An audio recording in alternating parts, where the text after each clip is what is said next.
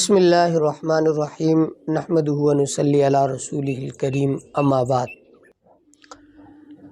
اللہ تبارک و تعالیٰ کا قرآن مجید والفرقان الحمید کے اندر واضح ارشاد ہے، احل اللہ البیع وحرم الربا، کہ اللہ تبارک و تعالیٰ نے سود کو حرام قرار دیا اور بیع کو، نفع کو حلال قرار دیا۔ اس کی کیا وجہ ہے؟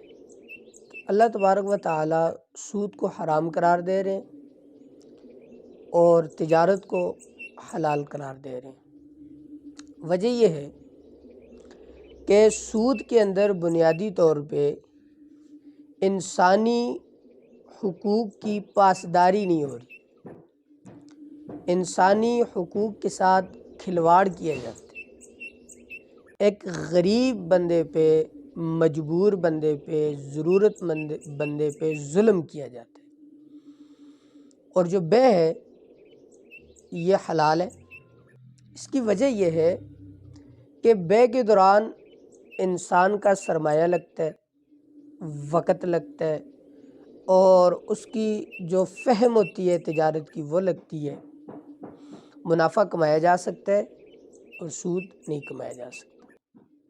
دوسری چیز یہ ہے کہ جس معاشرے کے اندر سود پروان چڑھ جاتا ہے، اس معاشرے کی اخلاقی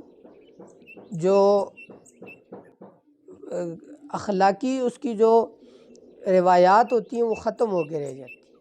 وہاں پہ انسان ایک ہوس پرست ہو کے رہ جاتا ہے، اور ہمیشہ سے ایک معاشرہ اس وقت بیلنس اپنا کھو دیتا ہے کہ جب چند ایک لوگوں کی دولت ہو اور چند ایک گرانے وہاں پہ مزے کر رہے ہو، باقی انسانیت جو ہے وہ سسک رہی ہو اور ان کو بلیک میل کیا جاتا ہو۔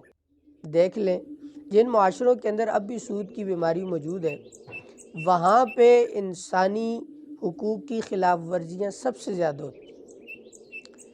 اب جس آدمی نے سود لیا تھا اس نے سود واپس نہیں دیا، پرانا پیسہ جو اس نے لیا وہ ابھی وہیں پہ پڑا ہے، سود اس کے اوپر اور چڑھ گیا، یہاں تک کہ وہ جب چلا گیا تو اس کی نسل آ گئی، پھر اس کی نسل بھی گزر گئی، آگے اس کی نسل آ گئی۔ اس طرح ایک انسان جو کہ آزاد ہے وہ غلام ہو کے رہ جاتا ہے، اور دولت چند ایک گرانوں کے اندر بند ہو کے رہ جاتی ہے۔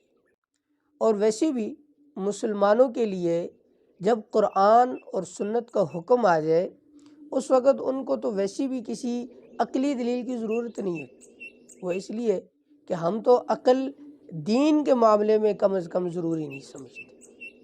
وہ اس لیے کہ دین اگر عقلیات پہ ہم پرکھنا شروع کریں گے تو پھر گمراہی ہمارا مقدر ہے۔ ہم تو یہ دیکھتے ہیں قرآن کیا کہہ رہے ہے، حدیث کیا کہہ رہی ہے، اور ہمارے آقا، ہمارے مولا، ہمارے مرشد، ہمارے سید، ہمارے امام، ہمارے رہبر، ہمارے دونوں جہانوں کے آقا و مولا جناب محمد رسول اللہ صلی اللہ علیہ وسلم اس بارے میں کیا فرماتے ہیں۔ دیکھا جائے تو نبی پاک صلی اللہ علیہ وسلم نے حجۃ الوداع کے موقع پہ باقاعدہ یہ اعلان فرمایا کہ آج سے سود کو بالکل جڑ سے اکھاڑ کے میں پھینک رہا ہوں، اور اس کا عملی مظاہرہ یوں کیا کہ کہا میرے چچا عباس کا جو کہ لوگوں کے اوپر سود کا پیسہ ہے وہ میں سارا کا سارا معاف کر دوں۔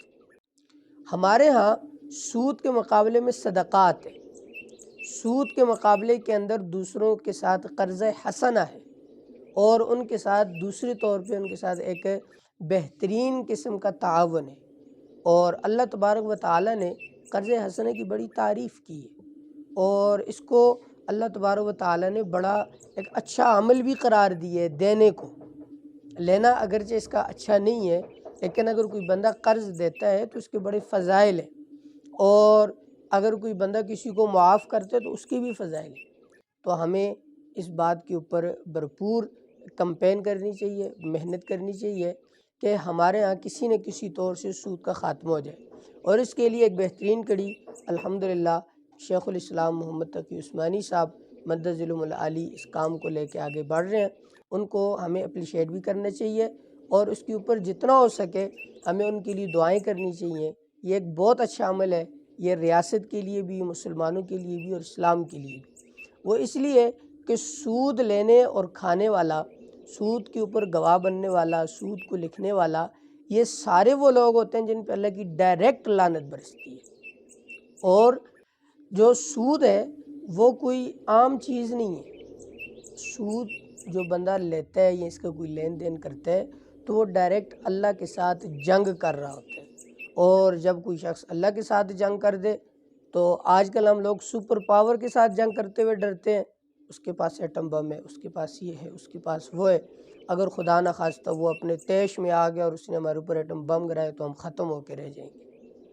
تو اللہ تبارک و تعالیٰ جو کہ سب خزانوں کا اکیلا واحد مالک ہے اور اس نے صرف کن کہنا ہے فیکون ہو جانا ہے، تو اس کے ساتھ جنگ کر کے ہم کیسے ایک سکون والی زندگی، راحت والی زندگی، اچھی معیشت والی زندگی، عزت والی زندگی کیسے گزار سکتے ہیں؟ تو ہم نہیں گزار سکتے۔